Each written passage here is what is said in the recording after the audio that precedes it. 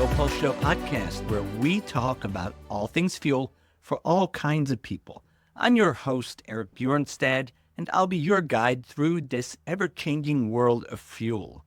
Here at the podcast, we like to talk about all the things related to all the different kinds of fuel that we rely on, both at work and at home. Plus, we talk about everything related to all of the things that use that fuel, both at work and at home. That means the Fuel Pulse Show podcast is really for everyone. And so, what are we going to talk about on today's episode? Well, winter just recently began, and we usually like to have something out before the start of winter about what they're expecting to see as far as winter weather goes across all the different parts of the country. Just like we typically do something around April or May, talking about what the upcoming hurricane season is going to be like and why they think it's going to be like that.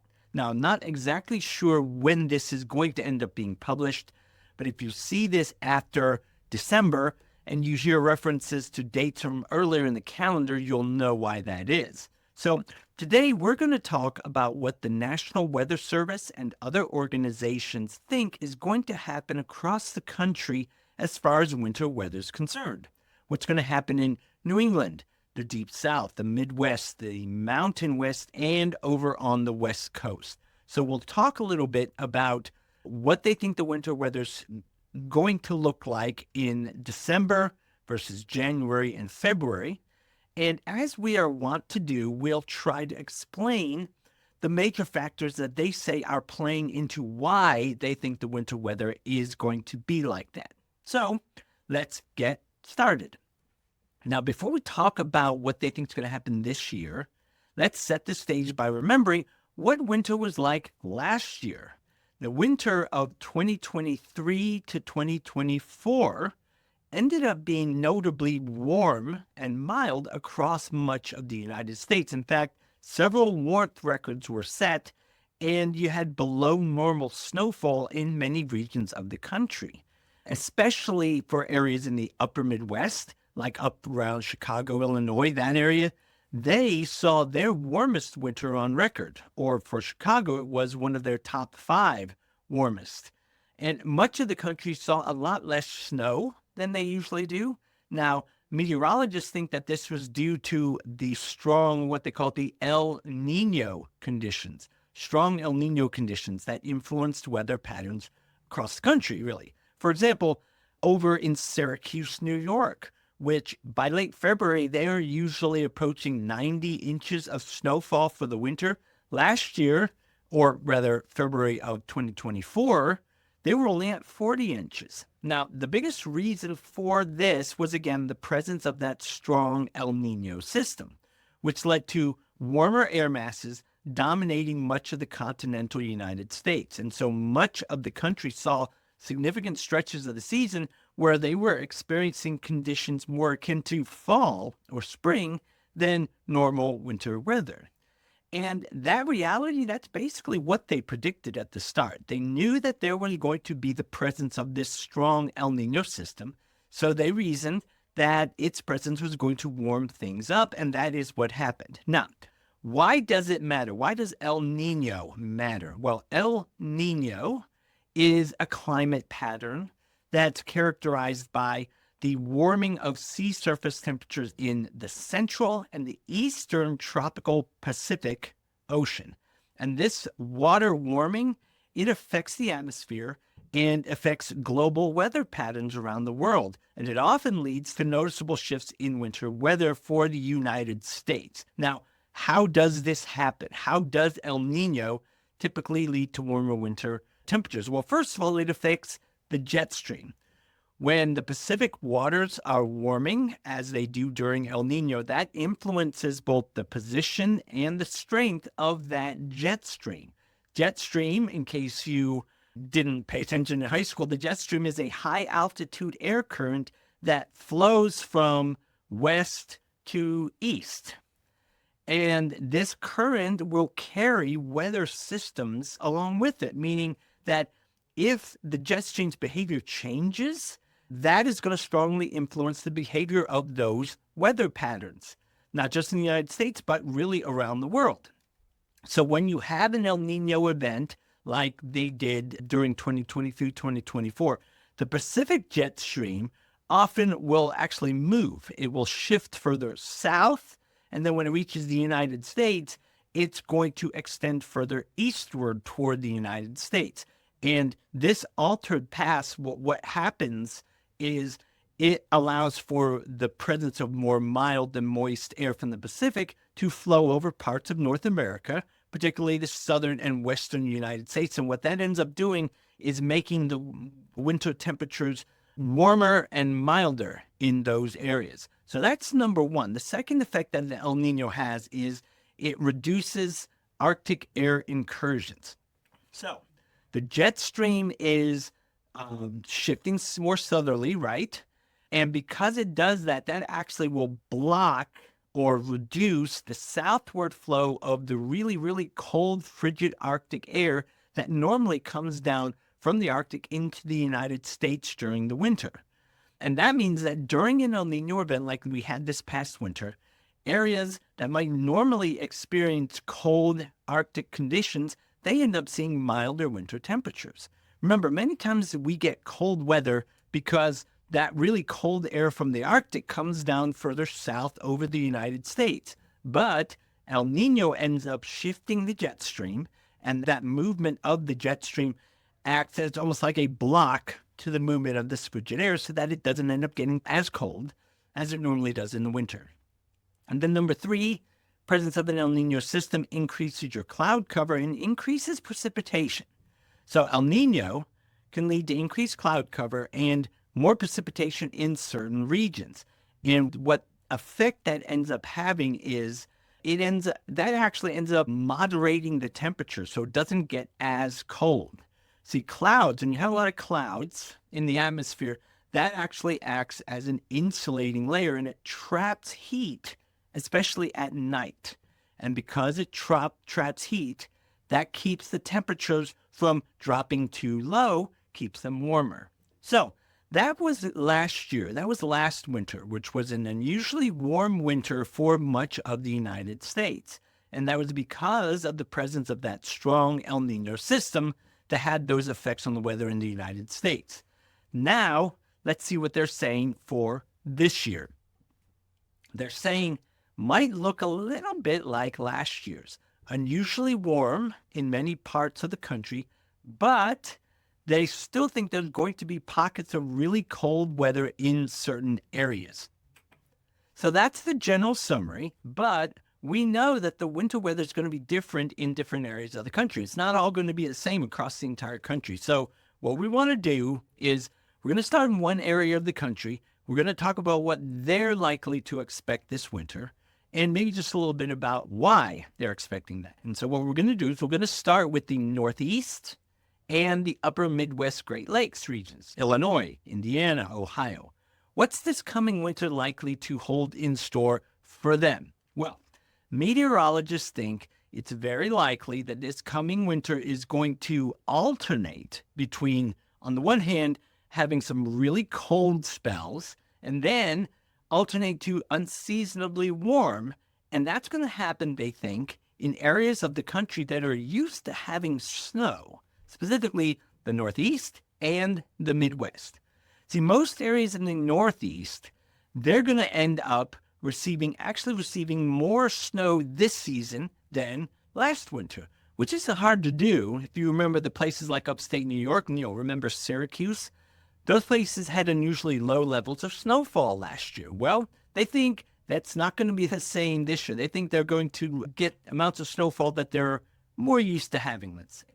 And then the same thing they think is going to be true for the Midwest. They're going to have more snow in areas of the Midwest like Minnesota, Wisconsin, and Michigan.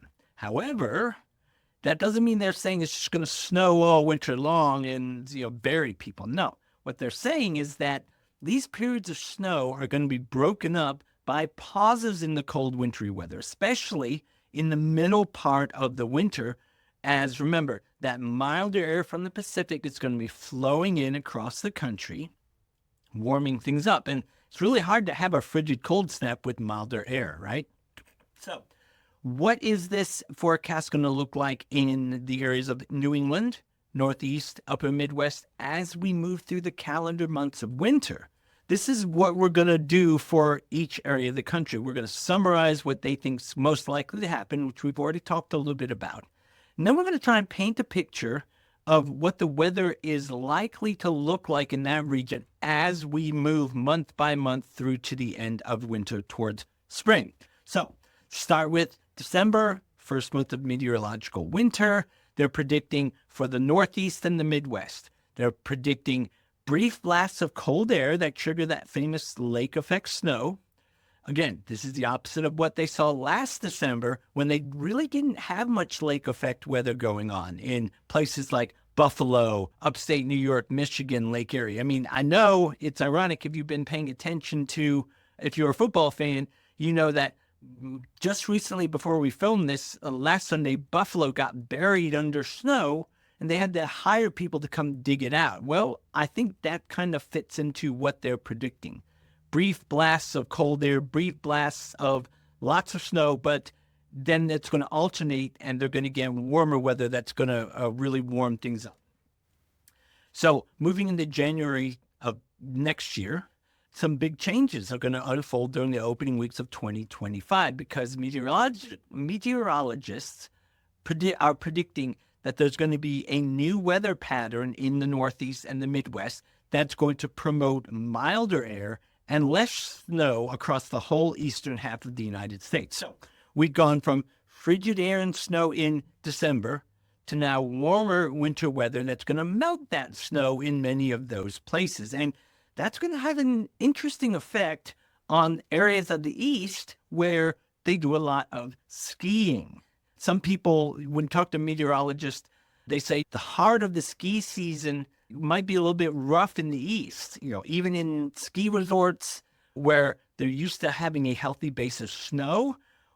They will have gotten snow up to this point, but then suddenly it's all going to start warming up. And a lot of those snowy slopes are going to turn icy because the snow is going to melt during the daytime and then freeze overnight. So that's what they think for January. February, they're going to see a back-end surge back to winter temperatures. And they're thinking that there's going to be potential for multiple snowstorms everywhere from the Great Lakes, Ohio Valley, and then all up through the Northeast. And this is where, when you talk about the risk of snow, you have snow, and then you have another thing coming alongside it, what they call the polar vortex. Now, we're going to talk more about that a little bit later. But what that's going to do is you're going to get back to having good ski season in the Northeast and Atlantic for the rest of the winter. In fact, when it's all said and done, they think that major places like New York City, Boston, Philadelphia, Pittsburgh, they're actually going to end up having more snow this year than last year, in part due to what they think is going to be a particularly snowy February for those areas. Places like Chicago, Buffalo, they may not only have more snow than last winter, but they also have a chance for snowfalls for the season ending up being greater than the historical average for those areas. So that is the Northeast and the Midwest, or the upper Midwest.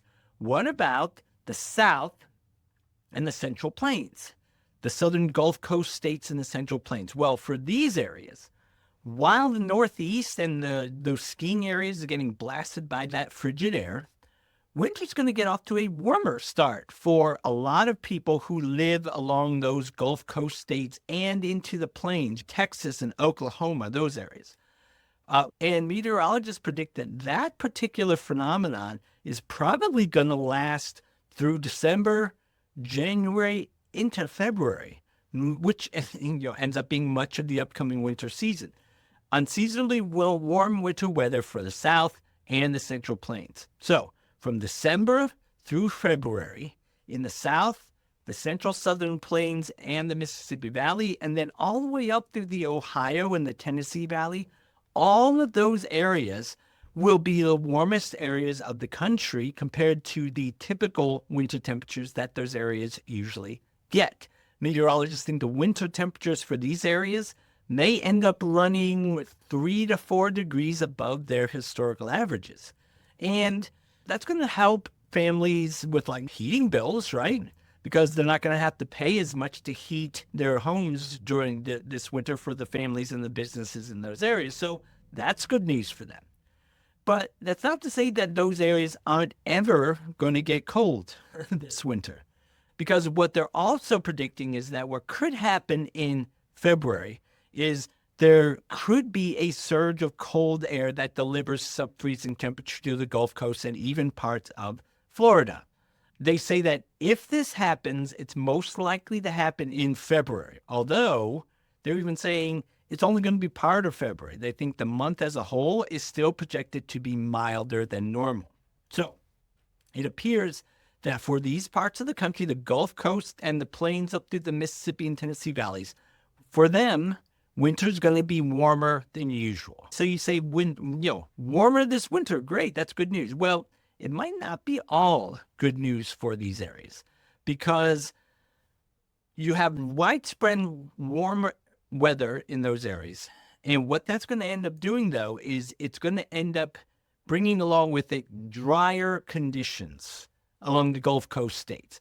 And what that's going to cause, they think, is they actually think that this winter is going to see some drought conditions in the Gulf Coast and in the majority of the Great Plains, even into portions of the Rocky Mountains. But when they do break that drought, when they do get rain or storms, whatever rain or storms they do happen to get, they're probably going to be more severe and more powerful than usual because of that milder weather, but also, very importantly, because they're going to be seeing warm, humid air coming up from the Gulf of Mexico. All that's going to kind of mix together. And so in the Gulf Coast states and in the plain states, central plain states, warmer weather than usual this winter, less snow, and more powerful storms, which may be few and far between, but you'll know that when they hit, so to speak. Okay, what about the Mountain West and the West Coast? So in the western and Mountain West parts of the country, fall has been unusually warm. In fact, summer leading into fall has been really hot. I mean, you look at Phoenix, Arizona.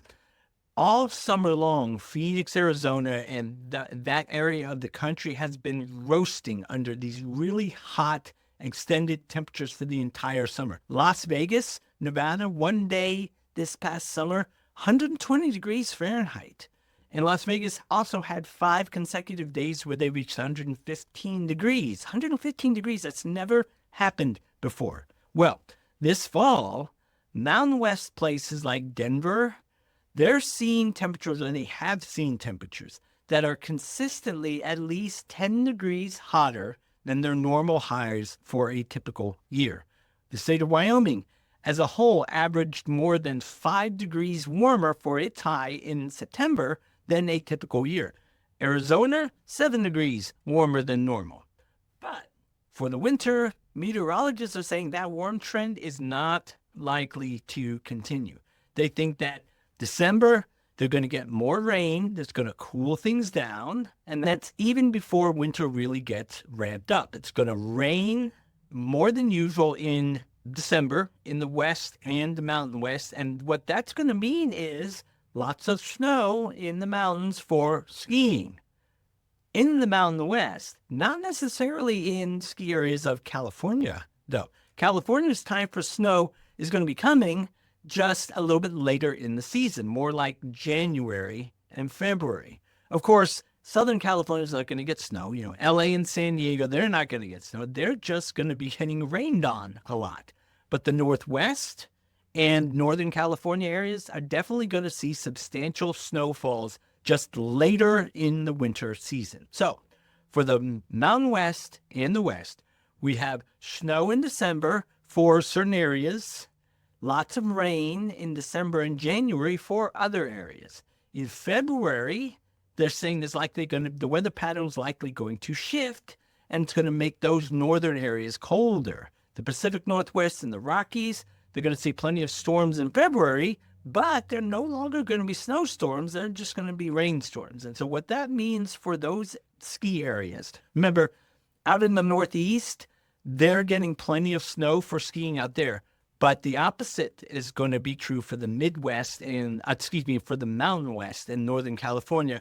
They're not going to get snow later in the season. They're going to get more rain. That means normal ski areas that are popular in like the mountains of California, Arizona, northern New Mexico, ski season is probably for those areas going to be ending a little bit earlier this year than normal. So now that we know what they think is going to happen, now we get to ask the question why they think it's most likely to be that way. And we keep saying most likely, possibly, because all these things that we're talking about, they're all predictions. They could end up being wrong about this. They are their best prediction based on what they think they know about what they're seeing. Just like for this past presidential election, right? You have a polling website like 538.com. 538 has its election predictor, and they said, according to the polls, Donald Trump wins 530 out of 1,000 general election simulations. Or in another simulation, Kamala Harris wins 502 versus 497 for Trump. They're all just predictions based on the best interpretation of the information available. And so meteorologists are saying that there are three big factors that are the biggest things they think are influencing what's likely to happen. And these three things are, number one, presence of a La Niña, not El Niño, but La Niña weather system, presence of a polar vortex, and then number three, the water temperatures in the Gulf of Mexico being warmer than normal. So let's talk about each of these. First one we have to talk about is one that you might have heard of, La Niña, which is the little sister of the more famous El Niño that we already mentioned. Now, meteorologists always look at potential development of an El Niño weather pattern earlier in the year, usually in spring and summer, as that's the thing that typically affects hurricane season.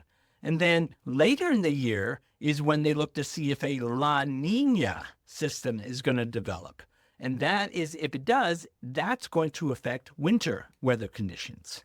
So we start by saying forecasters from the National Oceanic Atmospheric Association, or NOAA, they're expecting a La Niña climate pattern to form in the Pacific in the coming months of winter.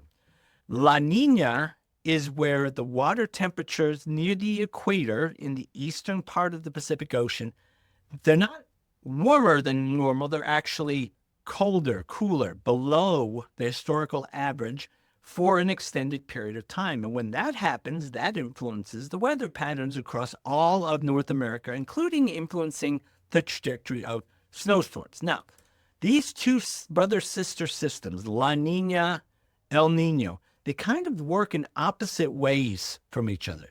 El Niño relies on warmer than average water temperatures, which ends up leading to more storms forming in the Pacific. But also, El Niño contributes to more wind shear way over in the Atlantic region, which actually cuts down on storms forming there. Systems develop in one part of the world. This is an example of how systems developing in one part of the world affect what happens with the weather in another part of the world. So El Niño does that. La Niña, on the other hand, forms not when the water temperature is warmer, but when the water is colder. And so when meteorologists detect that the waters are at least 0.9 degrees Fahrenheit below the historical average, they declare that, we have a La Niña weather system in effect. But you can have a weak one or a strong one. And La Niña affects weather differently depending on whether it is weak or strong. When you're a strong La Niña, that gives you more extreme weather patterns. For example, when you have a strong La Niña system, the U.S. might experience colder and stormier conditions than usual in the Northwest, the area close to the Pacific, Washington, Oregon, Northern California, while at the same time seeing drier and warmer conditions in the Southwest, Arizona, New Mexico. And the southern United States, the Gulf Coast, sees less precipitation, which increases their risk of drought. And we end up seeing all of this because when you have a strong La Niña system, that leads to stronger and more persistent shifts in that Pacific jet stream that we talked about. And that affects global weather systems. When you have a strong La Nina system, these shifts in the jet stream lead to greater deviations from average weather patterns, which results in more pronounced areas of dryness, wetness, heat, or cold in different regions of the country. So different regions of the country may see weather that they're used to in terms of if it's usually cold, well, oh, it's cold, but it's going to be really cold. Areas that tend to be wet, oh, look, it's raining or it's snowing again, but they're getting a lot more of it. So again, more extreme weather conditions in those areas. If you will, you could say amplified seasonal weather extremes in all of these different areas of the country.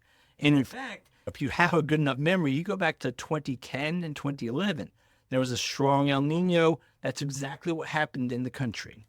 Now, if you have a weak El Nino system, again, as you would expect, a weak La Nina system, gives less pronounced effects, but generally the same kind of pattern as a strong La Nina. Although because it's weaker, the impacts on temperature and precipitation are milder and less consistent. So, what is all of this going to look like for us? Well, for the upcoming winter, they are predicting a La Nina system is going to be there. And so it's going to affect temperatures in the south. It's going to be the thing that's going to be keeping the southern United States warmer than usual. How is that going to happen? They expect that the combination of a La Nina system directing storm tracks across the northern United States. So it's going to be doing that, number one. Number two, you're going to have these above average Gulf of Mexico water temperatures, and you're going to get periodic influxes of warm, mild Pacific air into the plains and the east. And the combination of all those things together is going to restrict the persistence of cold air in the southern United States, basically making it warmer than usual. Okay, so thing number one that they think we're going to see is La Nina. Thing number two is polar vortex. Okay, so this polar vortex thing, typically in any given year, it affects winter weather by sending waves of cold air or extremely cold air down from the Arctic down into the mid-latitude regions. And when you say mid-latitude regions, that means the United States. And so what matters when they talk about how it's going to affect the weather in the United States, what matters is whether this polar vortex is strong and stable or weak and unstable. So when you have a strong, stable polar vortex, what happens is colder Arctic air actually stays contained closer to the poles. And so what that ends up doing is that leads to milder winter conditions in mid-latitude areas like the United States. But if the polar vortex weakens or becomes distorted, that allows that frigid Arctic air to spill southward. And so you get severe cold snaps along with it, and heavy snowfalls in mid-latitude areas. So strong polar vortex means milder winter. Weak polar vortex means colder winter. And based on data from previous winters that had a similar setup as we're seeing right now, they think that February, the month of February, is the most probable time frame for the polar vortex to kind of weaken a little bit and allow some of that bitterly cold air to come down into the United States. Okay, third influencing factor, warm water in the Gulf and the Pacific. Now, I know that we said something earlier about a La Nina system forming because Pacific waters were colder, not warmer. So stay with me here and I'll explain this because it sounds like we're contradicting each other. Let's explain. Okay, the temperature of the water in the Gulf of Mexico and the northern and northeastern Pacific, those are all factors that are going to affect our weather this winter.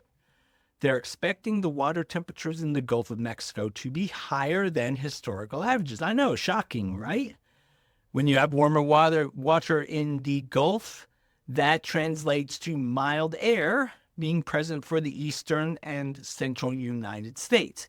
Meanwhile, at the same time as that, over in the Pacific, they're expecting warmer than average water temperatures in the northern Pacific. Now, remember, we said La Niña is going to form because of cooler water than normal in the central Pacific. Well, different part of the Pacific Ocean. The northern Pacific, the water is going to be warmer, and that's going to alter the storm tracks that are going to form, especially ones that affect the west coast of the United States. Now, let's explain that a little more because it still sounds a little bit confusing. Okay, so when the northern Pacific Ocean waters are warmer than average, like they're expecting them to be, and at the same time you have cooler water in the central Pacific water, so remember, warm water, cool water, that the combination of those two things can significantly influence atmospheric conditions and change the paths that storms take during the winter. The warm water, cold water setup that we have, that ends up changing that jet stream, remember, that high altitude air current. So the warmer waters in the northern Pacific cause the jet stream to start to buckle a little bit, if you will, and move up further north than usual. And when that jet stream moves further north, that's going to direct more storms towards the west coast, potentially giving them more rainfall and more storm activity. And then as that jet stream shifts north, because of that warm northern Pacific water, it's going to affect the weather patterns across the rest of the United States as well. For example, when you have a more northerly storm track on the west coast, that's going to lead to drier conditions in the southern part of the United States and wetter conditions in the northern part. So essentially, you had this interplay between ocean water temperatures and atmospheric conditions. You have this kind of complicated interplay. I mean, I've been talking about it's going to be warm here, cold here, dry here, this is happening here, it's pushing this here. If you're not a professional meteorologist, that all sounds really complicated. And it really just illustrates how interconnected our planet's climate system is, where anomalies that happen in one part of the ocean, in one ocean over here, can lead to significant weather changes that affect an entire continent all the way over here on an entirely different part of the world. All right, so let's summarize what they think is going to happen. They're saying the winter outlook is going to be different for different areas of the country. In fact, maybe markedly different stories for these different areas. Okay, so to review, the South and the lower Midwest plains, so South, Georgia, Florida, Alabama, Louisiana, and then Texas and Oklahoma.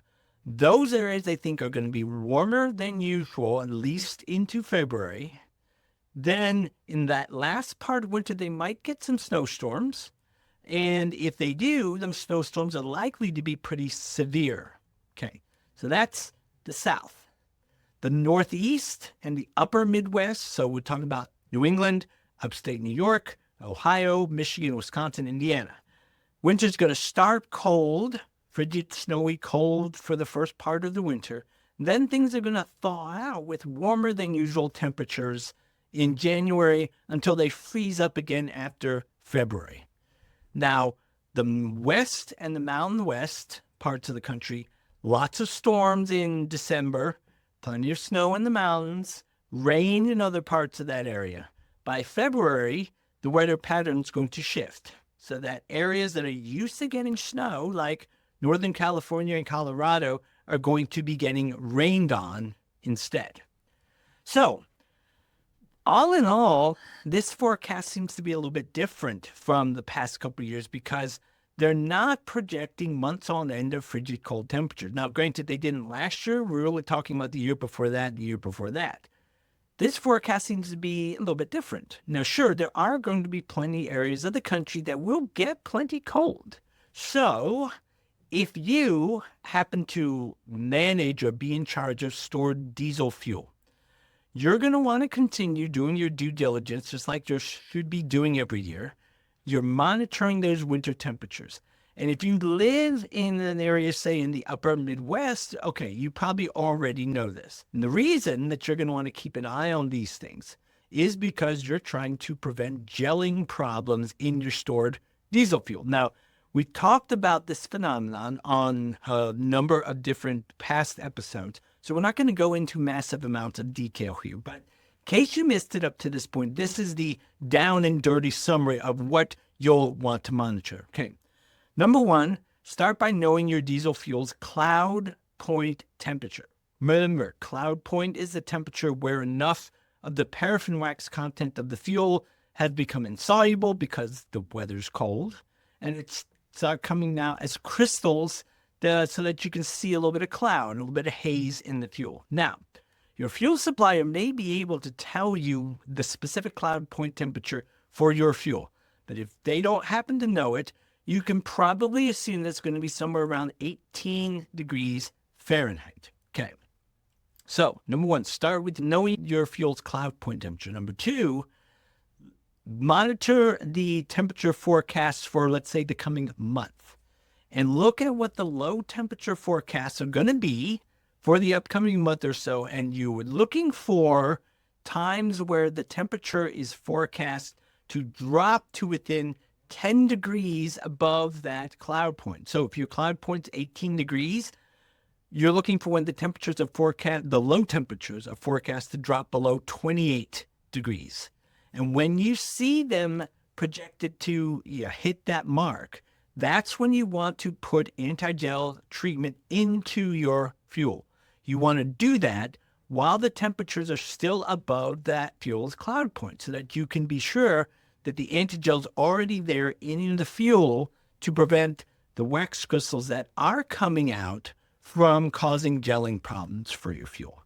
Then the last thing you want to pay attention to is whether they're thinking that there's going to be periods of time in the coming months where you have multiple consecutive days of temperatures cold enough to cloud or gel the fuel.